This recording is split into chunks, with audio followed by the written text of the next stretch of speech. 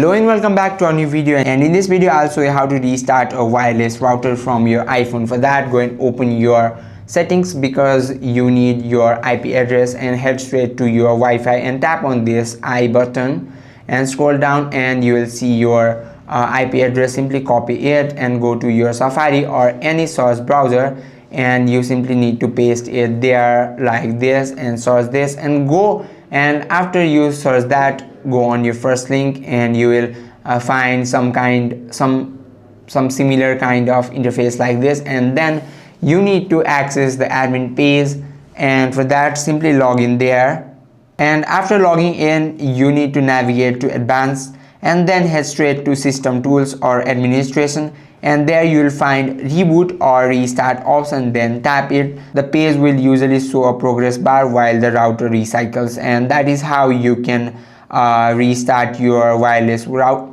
and that is how you can restart your wireless router from your iPhone. I hope this video helped you out. If you have any questions or queries, just let me know in the comment section. Thank you for